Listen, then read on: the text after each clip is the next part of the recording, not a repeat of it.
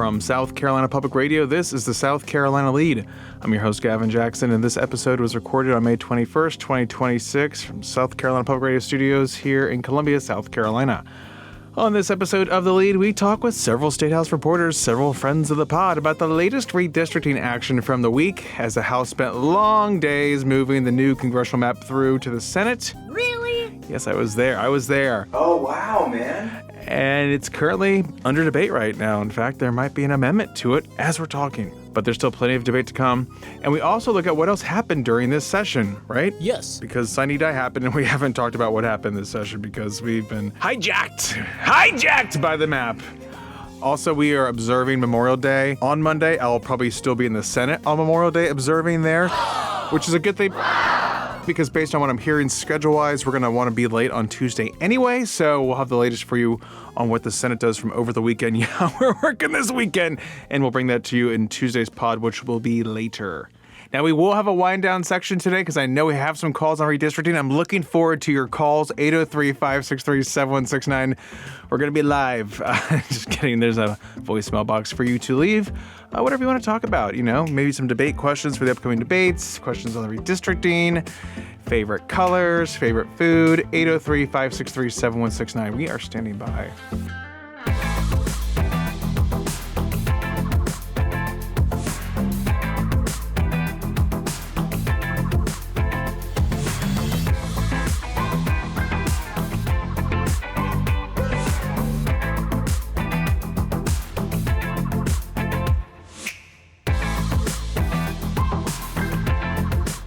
All right, we got our annual Sine session wrap-up show from this week in South Carolina with reporters Jeffrey Collins at the Associated Press, Sean Adcox, the South Carolina Daily Gazette editor, and Joe Bustos with the state newspaper. That's right, the stars are out. Where's Miss Shackta been? Mayan was not with us because she is on maternity leave with her baby Solomon, so we had a great round table around the trapezoid in studio. Now, due to the long days this week, this is the entire podcast. So it's okay. We got a lot of things going on in this episode. So we just did a little wholesale lifting from the show and shoehorned it right on in here. I don't know why I work twice. I don't get paid twice. I can tell you that. But don't worry, I'm working this entire weekend. I just want you to know that. And we'll have that fresh pod for you on late Tuesday. I know, super exciting Memorial Day weekend for me, but I hear it's going to rain, so welcome to the party. Anyway, enough about me, but I did kick things off with Jeffrey by asking him just to give us the latest on redistricting because it has been such a long, complex week. Interesting you said happy Sine Die. Happy Sine Die, yeah. I've been at the Statehouse every day, every weekday since Tuesday, and I may be at the Statehouse this weekend. We all may, and we may be there on Memorial Day. We don't know. Mm-hmm. But yes, redistricting came like a sudden summer thunderstorm, and it's just disrupted everything. And I mean, so how we got here is essentially the Supreme Court decision. But the Supreme Court found that gerrymanders based on race are not legal, but South Carolina's 6th district was drawn based on partisanship, on Republican versus Democrat. Mm-hmm. And so the Supreme Court found it legal. So that's why we all kind of thought that they weren't going to change it. But then that decision got made and pressure was put on South Carolina lawmakers by President Donald Trump because South Carolina is 6-1 Republicans. They want to get that last seat 7-0. And as the governor himself pointed out when he kind of changed his mind, that extra seat, who knows, could be the difference between a Republican, led House and a Democratic-led House. And then that turns into, will the president be impeached? Will there be hearings? All this stuff. So, obviously the president decided to put a lot of pressure on lawmakers. I mean, he has called the Senate Majority Leader, Shane Massey's told us he's gotten at least 2 personal phone calls from Trump. Trump called into the Senate Republican caucus meeting and talked to all the senators at one time. So where we're at right now is they're trying to draw maps very, very quickly. This was a process that took 20 plus public meetings in, just after the 2020 census. Mm-hmm. And we're trying to do it like they started on this process maybe 2 weeks ago at the most. I mean, everything is all blended together now. Yeah. So, and they've got to finish it. There's deadlines. They got to finish it. Early voting starts next Tuesday. Mm-hmm. The absolute drop dead deadline seems to be June the 5th because at that point they don't have enough time to get another special election in August, and then also the general election in November together. So this is going to dominate our lives for at least the next week and a half. Maybe we'll see, but it's like the Hotel California. We can check out, but we can never leave. At least not till this is over. Sean, are you an Eagles fan? No. A resident music lover, no Eagles fan there. But Sean, pick up on what Jeffrey was saying, because we are here in the special session that the governor called that we did not expect to happen, because he was saying no. Just like we heard from House Majority Leader Davey Hyatt saying, no, we're not going to vote cloture. Things changed on Monday in the House. Kind of walk us through the governor's reasoning here, and then also what we saw the House do during some extended debate earlier this week. Well, the governor said it's the legislature's decision, and they should debate it. They should decide. And part of that was also because he didn't have the authority. A lot of people were putting pressure on him you must call them back. Well, state law doesn't give him that authority until the legislature adjourned without a sine die resolution governing the off session, which opened that window. And clearly he got some pressure from somewhere, although he says he did not. He says he did not talk to the president about it. But all of a sudden, in perhaps 24 hours, it went from the legislature must decide, the Senate did decide, we're not putting it in the redistricting, we're not putting in the special session agenda, to I'm going to call you back. Mm-hmm. And then we saw what happened that was like 40 minutes after sine die adjourned on Thursday, May 14th. House lawmakers were back the next day. The Senate was in perfunctory after that because they wanted to wait to see what the House did. So kind of talk to us about the House movements there too, because they had some long debate days that got shut down pretty quick. Yeah. Well, of course, that changed as of 7:15 p.m. on Monday. Yeah. And nobody knew about it until after it was pretty much done in terms of that 8-minute notice. But in terms of getting rid of, I think it was, by the time it was all said and done, more than 600 amendments, they changed the rules to say, all right, well, only one amendment per person and only 3 minutes per amendment.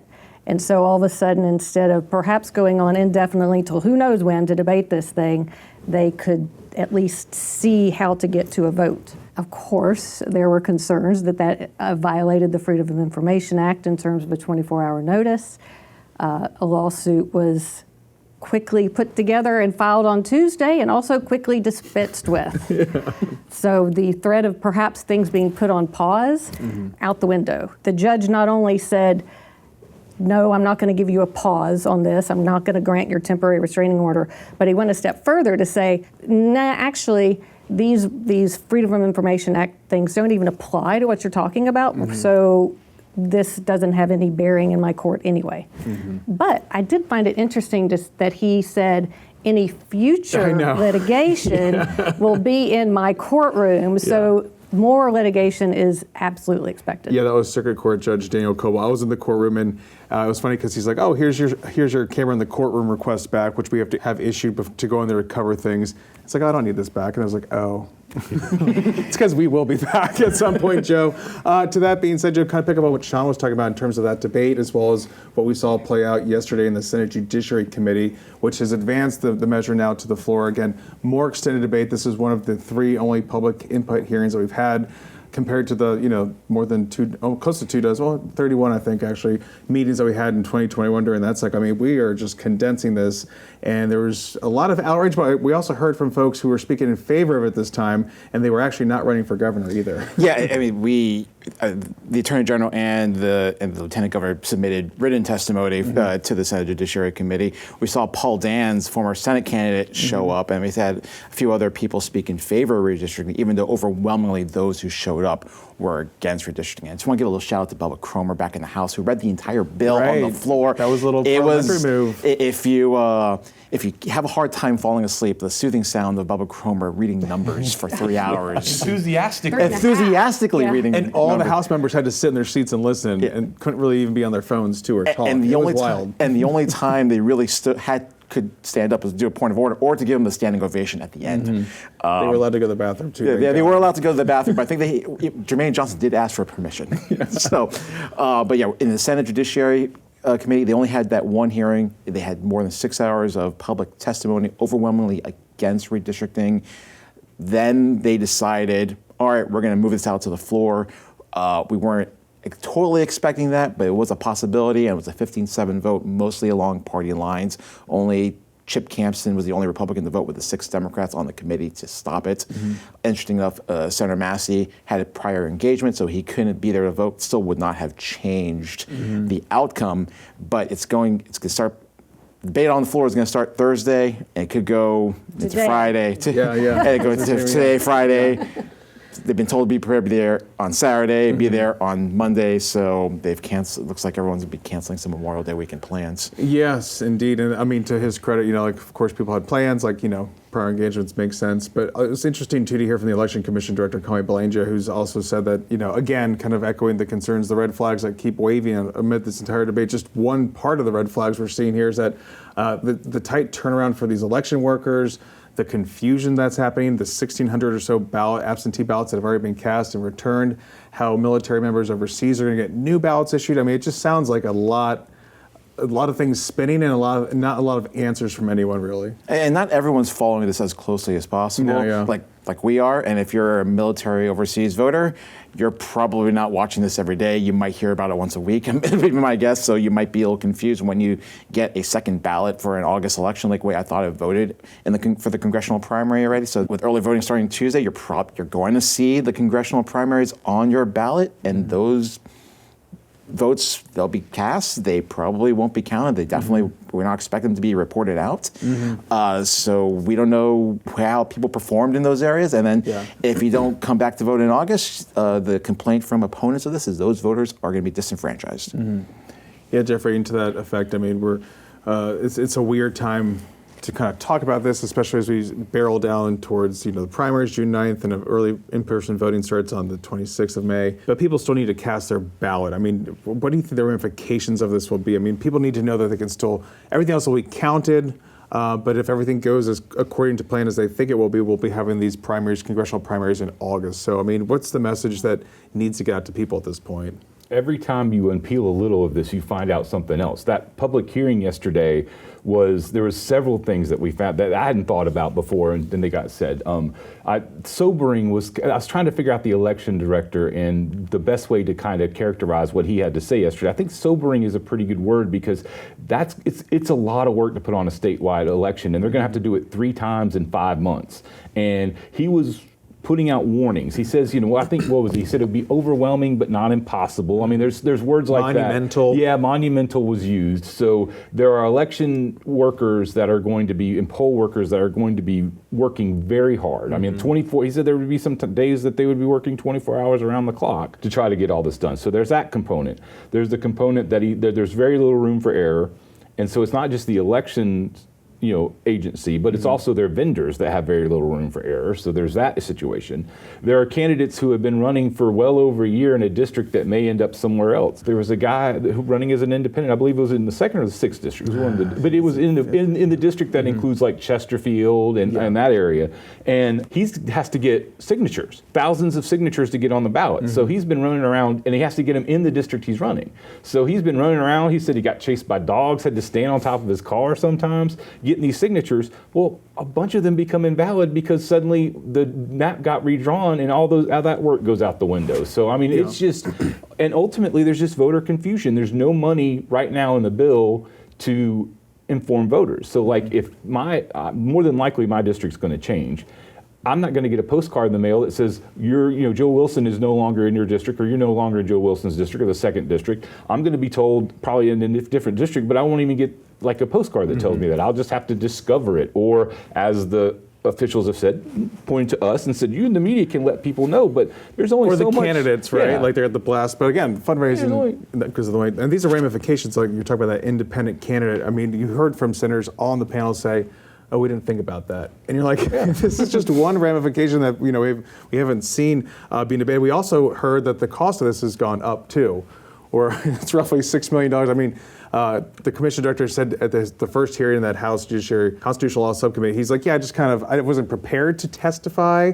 I didn't have numbers. I mean, they didn't give him a heads up about all this stuff. I know he's been on the job for 2 months. We had him on the show. He's a great guy. He's been doing this for 40 years in Greenville. But like they are also doing this somewhat by the seat of their pants here. And just, I'd be a little skeptical about that $6 million number sitting in that place. I mean, like, I kind of look at this is sort of like an emergency situation. It's like when your air conditioner conks out or the plumbing breaks. They give you an estimate and then they discover it just takes more money. I mean, I think having to put on this election in such a short time frame, it's just going to end up costing more money. That's almost seems inevitable to me that they won't quite have the cost there. Well, and I also want to insert that does not include county costs. That's just state cost.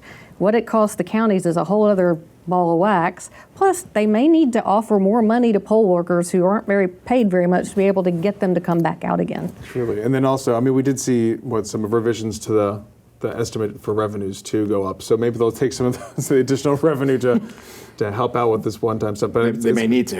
Yeah, and then also lawsuits. I mean, we already saw that for that one lawsuit filed, and pending more to go. So the House put in $1 million for each side on the Senate and the House, but whether that's enough to cover it, who knows? There will be lawsuits, many, many lawsuits. Well, this has dominated the first half of the show like it has dominated most of the last session, but so many other things did happen this session, Sean, including the transgender bathroom bill. That's something that has had quite the arc when we look at covering that. We've been covering this for 10 years, it seems like, and back in 2016, when it was first talked about, when we saw it happen in North Carolina, the major ramifications in North Carolina.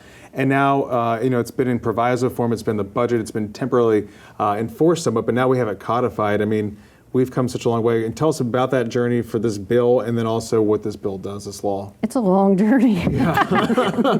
So, back in 2016, we actually had Nikki Haley and the Chamber of Commerce go, hey guys, we don't need to do this, it's unnecessary, it's bad for business, and it shut it down pretty quickly. And the chief sponsor of that bill was in a big primary that year and actually got ousted. Well, he happens to now be back. Senator Lee Bright. Yes.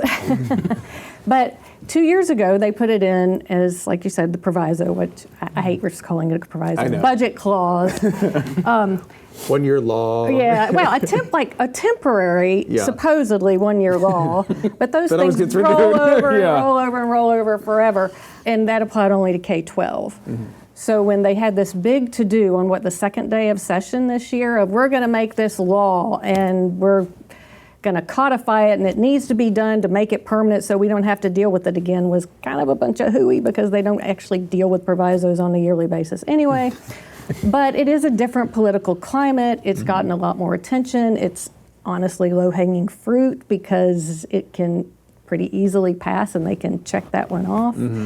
And it did ended up getting bipartisan support in both chambers. And the biggest difference, it largely mimics what's already state law through proviso, is that it applies to colleges, public colleges, and it adds an enforcement method of allowing people, if they encounter someone of the opposite sex in a bathroom, to sue, with the caveat that to do that, you have to prove that the school didn't take reasonable steps to prevent that. Yeah, because that also extends not only to the schools, but also the facilities like, Williams-Brice, Colonial Life, yeah. And you hear a lot of people talk against it, saying they fully transitioned. They look like a woman at this point, but they're actually biologically on their birth certificate, sex assigned at birth as a man. So it's going to cause a lot of confusion going forward for something that they say has not really been a big issue. But proponents say it's more of a safety security issue in their opinion. And to that point, in the 2 years we've had it in state law, no one can point to anywhere in public school system where it's been a problem, where there's actually been any pull of state funding. There has been a lawsuit that was filed in November of 2024 that's still sort of on pause. Joe, speaking of provisos and budgets, talk to us about the budget. What's going on with that? It still has to be finalized, but there's some similarities between the House and the Senate versions that we can point to as some, wins or some knowns at this point. What's that looking like? So some of the big ticket items that get a lot of attention: teacher pay. The starting teacher pay will go up to $50,500. That's the same in both budgets. Same employee pay. 2% raise across the board. That's the same in both budgets. Farmer assistance, there's $35 million in each budget to help farmers dealing with the drought, dealing with increased costs. Money for tuition mitigation is the same in each budget. How it's distributed or how colleges have to react and use it and cut back on programs that don't do so well or at least unprofitable. That's a little different, so that's going to have to be worked out. We do have differences on whether to give money to cover the Scout site overruns. Right. Commerce asked for $150 million. Instead, they are getting a review by the Inspector General and the Legislative Audit Council. The House put in money, or at least allowed DNR and DOT to like help review some of those bills and give them permission to pay some of those bills, but Commerce won't be allowed to say, yes, we need to pay that bill. And I think there's also some differences how much to spend on transportation projects. They're close. It's large dollars, but really not that far off. So those are some of the key differences. We'll have a conference committee after redistricting is resolved, at least on the legislative floor. And that might be after the primary. So I was who wondering, knows? like, I'm thinking about, especially when you're talking about that scout money, which we know has been a point of contention, at least in the gubernatorial, Republican gubernatorial primary campaign right now. So it'll be interesting to see if that comes up after, like some of the other things, which we'll talk about, Jeffrey, in a moment. But DOT modernization bill just changes some things. It changes the structure of DOT somewhat, leadership structure there in an effort to streamline things. Doesn't really change anyway. No immediate fee increases, but we might see some revenue increase as a result of this. What's going on with that bill? Well, I'll start with the boring part first. Yes, please. It eliminates the DOT commission. Right, that's a big and one. it also has the director of the DOT will be appointed by the governor, approved by the Senate. That starts January 1 when we will have a new governor. So that'll be an interesting part. That's the boring part. The part that actually may change people's lives and everything is that idea that there can be public-private partnerships when they expand roads, and that also includes toll choice lanes, where the left lane becomes your toll lane, and you pay extra money. The price of the lane increases as congestion increases, so it becomes a more attractive option. That's a pretty huge deal. That's going to be, 10, 15 years from now, that's going to be the way that they redo 526 in Charleston. And that there won't be any new free lanes, but that one, or who knows how many, maybe probably one toll lane will make a huge difference. And it will change the way people commute. The toll lane idea has worked in Atlanta. They have some in Charlotte. And Greenville also will probably contribute to that because they're looking at, 85 congestion and things like that. The toll lane that idea isn't coming to 26. Like any projects currently going on. Maybe the fourth lane, not the third lane. Yeah. In 2060, Spoiler alert. But it's not going to come to that project to expand 26 to 3 lanes between Columbia and Charleston and other projects that are right now going on. Right. The other kicker that is interesting, hadn't gotten a lot of attention, is that DOT is now required to have a pothole app. Yes. So if you see a pothole, you Say report something. it. See something, say something. Yes. $15 million to fill those potholes. Poke it away on your little app, and they're supposed to have it filled in less than a week. So I don't see that happening. I'm talking aspirational. Yeah, if Justin Powell can get that done, then he might run for governor, right? If anyone wants to run for governor. I see them getting a bit overwhelmed on that one. Yeah, we'll see how that. Trying to replicate New York City there too. But I'm sure, speaking of New York City, a lot of folks who are transplants to this day, like myself, they have those choice lanes. You can pay for them. So I will add, there are a lot of people who don't like that. Oh, idea absolutely not. And complain immensely about the choice lane in Charlotte. Everyone wants to fix infrastructure, but no one wants to pay to fix infrastructure. Sean, we have less than 5 minutes left. Talk to me about charter schools and greater oversight for them. This has been an ongoing debate ever since we've seen this school voucher program really pick up steam and get some funding behind it. Well, yeah, so part of the contention has been that there's been a lack of accountability and that schools that weren't doing so well were just kind of shopping and hopping from one sponsor to the other. The concern over that ramped up when Limestone kind of ceased to exist, and they were sponsoring, 17 schools, and those had to go somewhere. So, and then you had this Inspector General report that said, there's some serious issues going on here. So they put some accountability, and you can't hop and shop. You have to have a permission basically from both the existing sponsor and the sponsor you want to go to try to rein that in. And it puts some authority over at the Department of Education, which previously didn't have any real right to do anything with them. They just said, okay, yep, we recognize you. That was pretty much the extent. I do want to say we have less than 3 minutes. So I want to just mention some bills that also moved and were signed into law, including an eviction records bill. So people that have evictions on their rental records will be removed after 7 years. It's a big move. Advocates will say, well, it literally opened doors for some folks. The ivermectin bill moved, so you can get that over the counter in tablet form. A lot of people will use it for off-label uses besides, for the anti-parasitic benefits of that. But Jeffrey, I want to ask you really quick about some bills that are in limbo, including the THC, hemp-derived THC debate. This was a huge debate this session. It's still very much stuck between how to regulate these drinks and these gummies. Again, might happen after the primaries. What does this bill do? Where is it right now? What's the status of this? Typically in the legislature, you have two options, a House option and a Senate option. Now we have three because the House gave us two different options. So in the end, the Senate bill would, it would put THC drinks, the strongest drinks would have to be sold in liquor stores. Less potent drinks would have to be sold, could be sold anybody where that has a beer and liquor license, a beer and wine license. So it could be a convenience store. The House has two different versions. One would ban hemp drinks for people under 21. A second would ban everything. So with three options, it becomes a lot harder to get a majority. So right now they're trying to work it out in conference committee.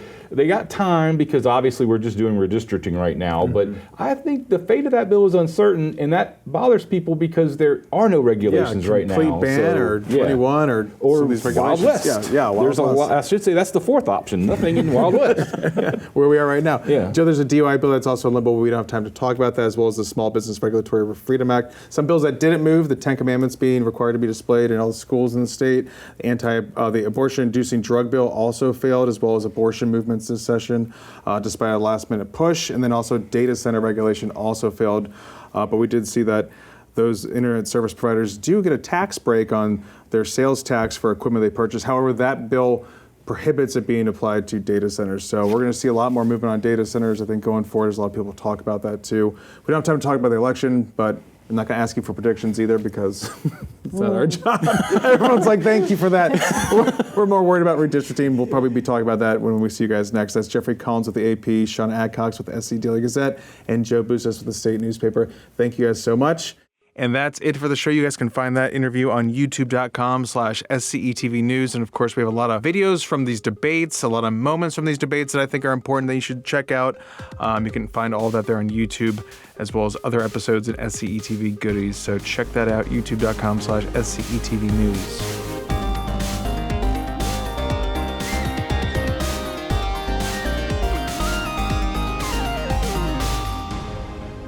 Welcome to the wind down section, our little break from the news. We're glad you're here along with A.T. Shire, lead podcast producer. Hello, A.T. Hello, Gavin. Hello, everyone. Gavin is toasted, everybody. I'm going to speak very low. And he has to, I love when he speaks low, and I have to do volume changes in post.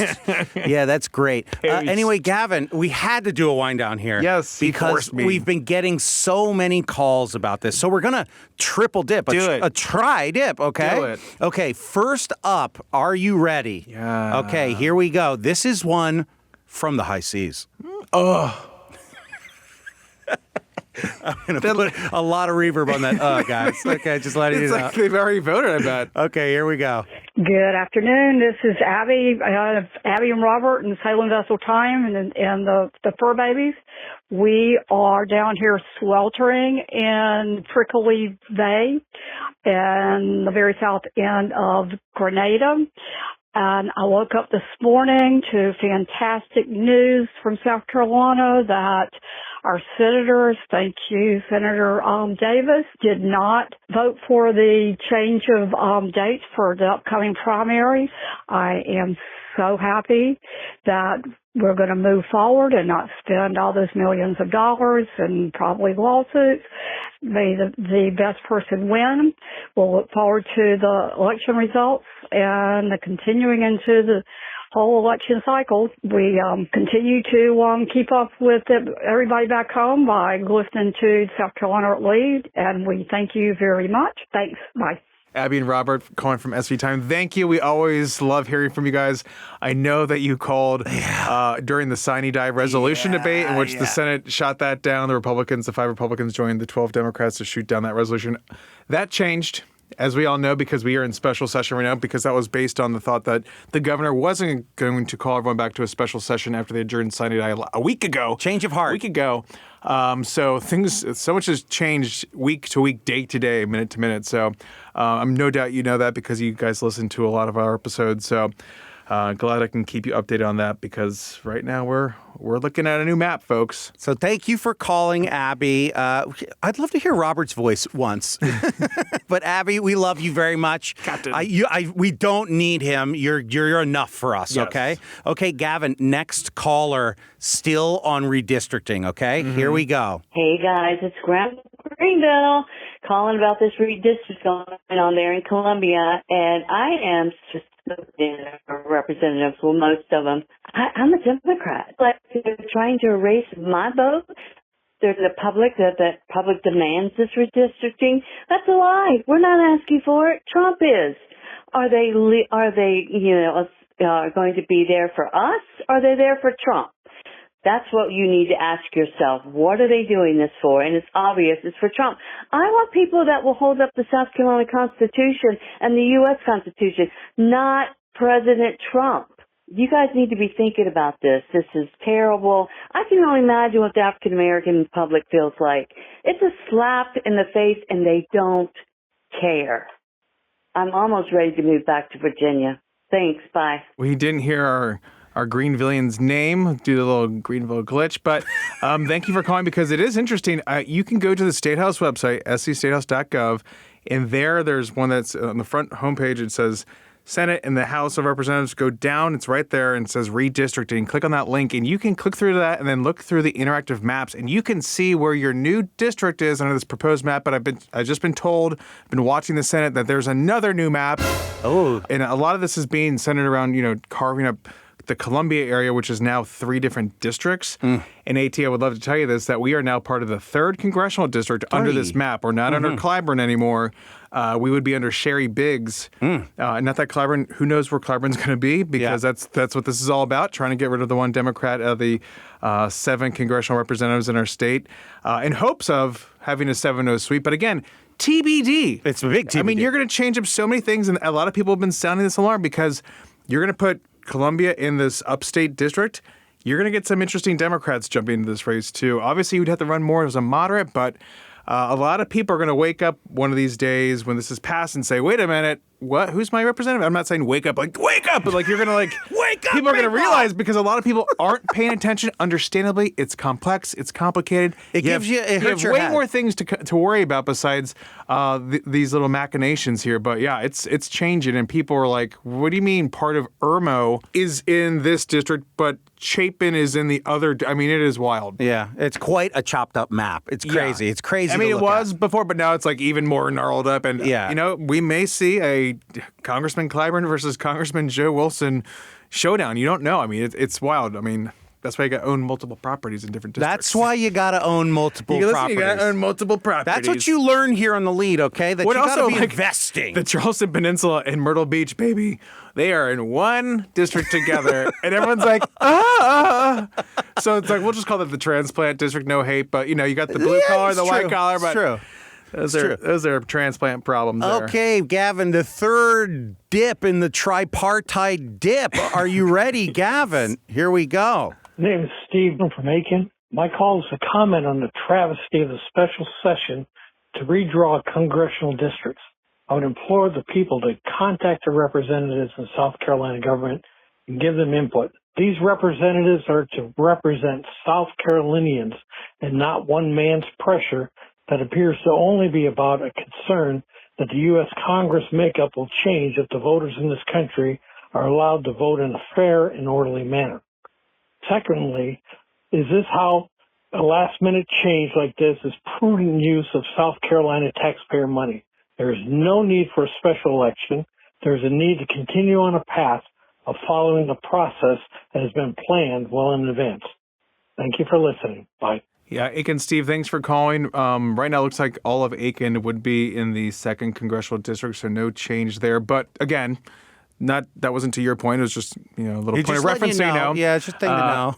But yeah, I mean, that's what it is the pressure of Donald Trump. We know that. We've heard that. These maps have not been drawn by anyone in the state. It's been drawn by someone in D.C. for a Republican advantage. So that person has barely testified. We don't really know any of the ins and outs like we typically would. This process would be done by staff.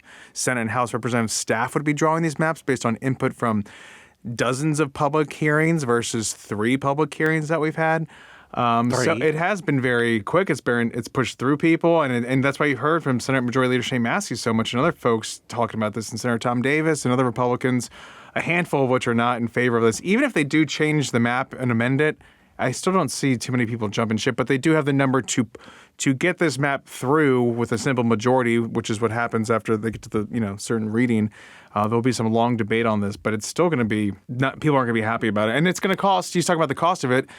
First starter is going to be like $2.5 million. Now it's up to $6 million, and that's just the state cost. That's not counting what the counties, which put on the elections, what they're going to have to pay, what poll workers are going to have to go through, the time it's going to take. I mean, and that's all if everything works according to plan. And if everyone's concerned about, election reliability, safety, and security, well, not saying it's not going to be safe or secure, but reliable has definitely been a question mark hanging over all of this right now, as well as absentee ballots from overseas. So it's going to be interesting. A lot of the ramifications have still not been fully fleshed out because it's only been 2 weeks. Yeah, it's going to be a while. We're rocking and rolling here. So, well, thank you for calling everyone and sounding off. This is what we're here for. Yeah. Gavin's going to be hosting debates, and I'm sure this will come up in it. So if you have any more, please call in. And it was interesting because I was down in Charleston. Haven't had a weekend off. It's okay. It's okay. It's going to rain this weekend, Gavin. You'd be inside anyway. But might as well work. I was in Charleston on the peninsula, and was moderating a forum for the League of Women Voters,